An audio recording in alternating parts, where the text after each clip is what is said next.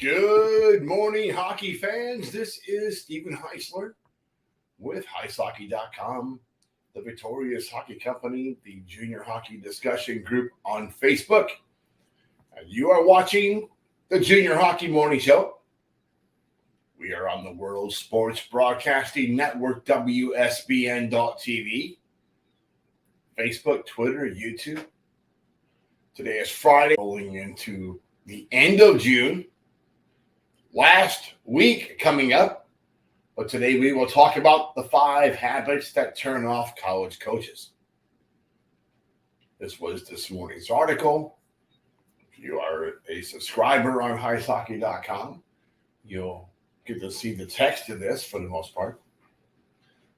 Competition among college coaches has always been fierce, but the current recruiting environment allows college programs, when they see their chances improving of landing one recruit over another, to turn their heads away from other athletes who are equally qualified.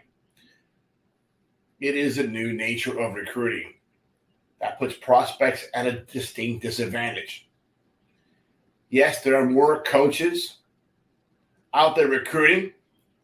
However, one slip in skill, attitude, or other key traits can doom a prospect's opportunities to be followed, recruited, and committed. Here are the 5 characteristics or bad habits, mistakes, call it what you will, college coaches will not tolerate from prospects.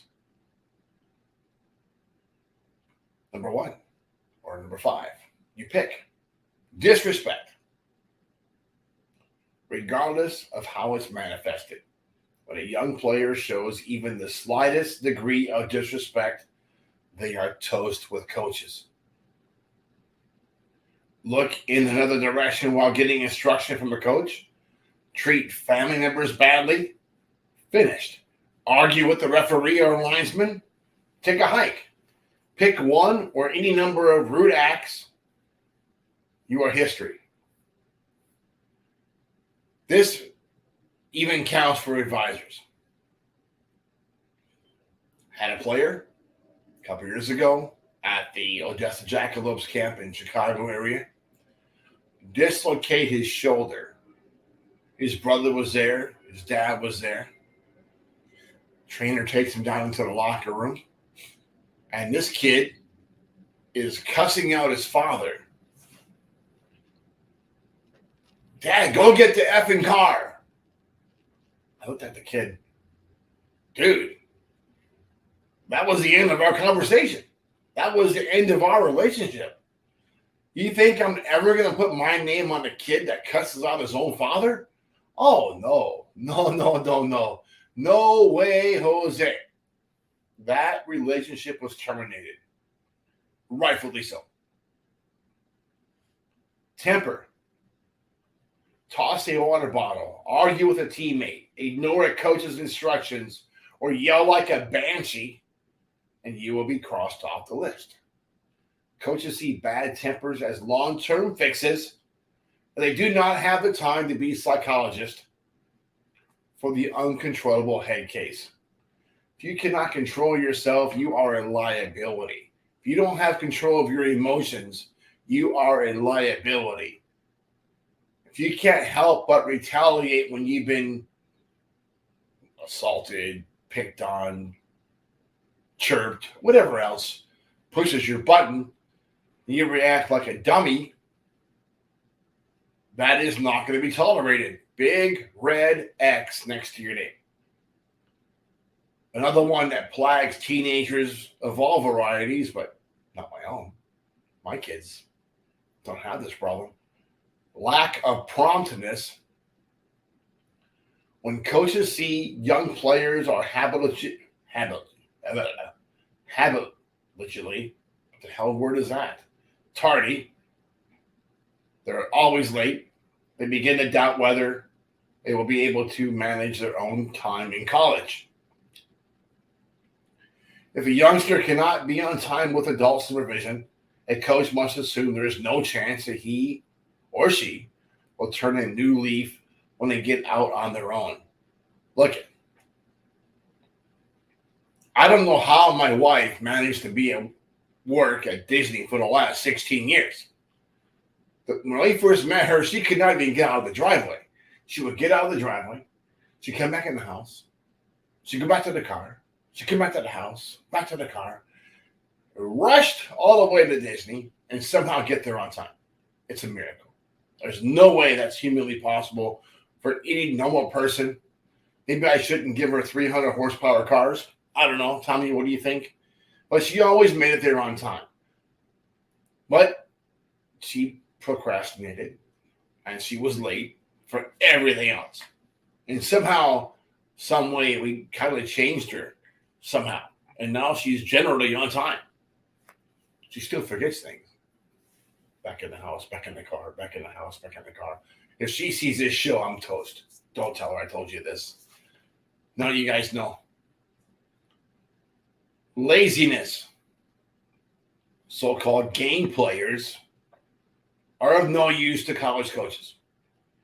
There are too many issues coaches already have to cope with to add a lazy player to the list. If you plan to be a college athlete, you must prove it every time you step onto the ice. Too many hard workers are available for coaches to spend a minute considering the rehab of a lazy one. Listen, this is crazy. Every single moment through your junior career, through your college career, is a tryout when you're on the ice. If you really think that stall is secured and that is your stall, forget about it.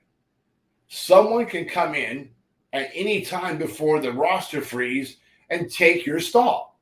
For junior hockey. For college hockey, there are probably a dozen walk-ons who will work their tail off to take your stall if you give them the opportunity. So don't get comfortable. It's catastrophic. You have to work, period. Don't work. Don't expect to keep your name above that stall. And the most important one, number one on my list,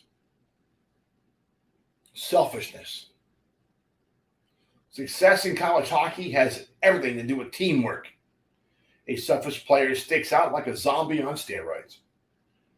Coaches want nothing to do with them. That's as clear as day. Nobody likes a 100-point penny dropper if he's minus 30 for the season. Yeah, he's pretty. Yeah, he scores a lot of points. But he cannot and will not get back and support his team on the other side of the ice. Cherry picker. Go back to the bench. That was my point. Every single time complaining about, I got the assist on that one.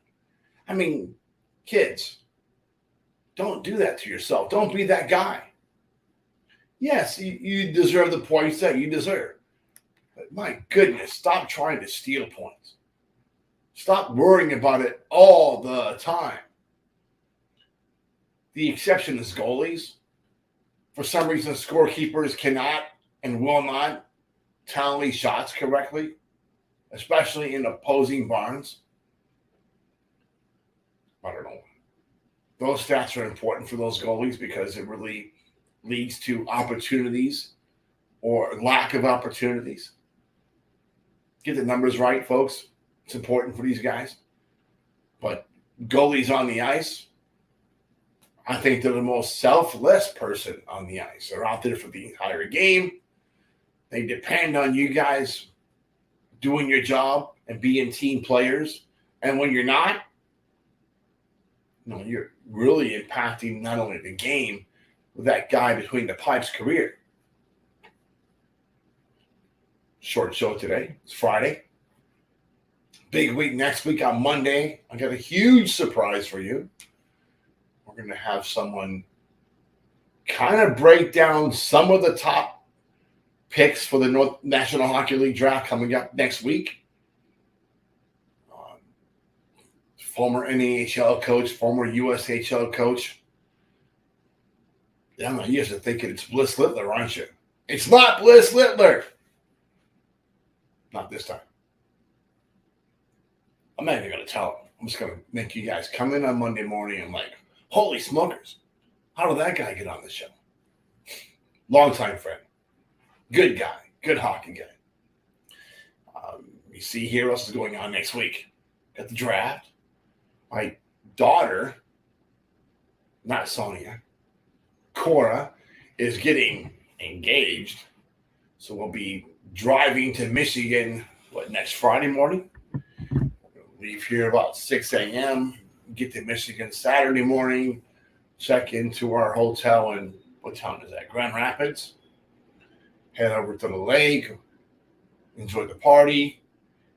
Come back on Monday. I think we're going to stop in Knoxville, Tennessee on the way back on the 3rd of July. And then Daisy's going to fly home that Monday. And then Tommy's been dreaming about this road in the middle of what goes from Tennessee to North Carolina. The Dragon Slayer, Tail of the Dragon. We're going to try to attack that in our GLS. Hope we don't break the car. Go over a cliff. Do a video the whole time, Tommy. How important is this road to you? Very, very important. All right. That should be fun. Might end up in Blairsville, Georgia for lunch on the 4th of July. And we'll be fighting our way through traffic from the top of Georgia to Florida. Be home just in time to write the article for Wednesday morning, hopefully, and get back on the live show Wednesday morning. So there'll be no show on the 4th of July. We will figure out something for Monday. Next Monday. That'll be July 3rd, 2nd, 3rd. There you go. That's it for today, folks. A little bit bantering going on. Hey, listen, if you have any questions about today's show or suggestions for any show, please chime in the comments. I'm really looking to expand Western Hockey League coverage in the Canadian Hockey League for obvious reasons. Kind of forced into that situation. So we need some CHL experts that want to jump on the show once a week. That'd be awesome. Talk about all things Canadian Hockey League. It's kind of strange for me to go into that corner of the hockey world. But here we are. Thanks, Bliss. Until Monday. Hope that you enjoy your coffee, enjoy your weekend, and have a great day in hockey.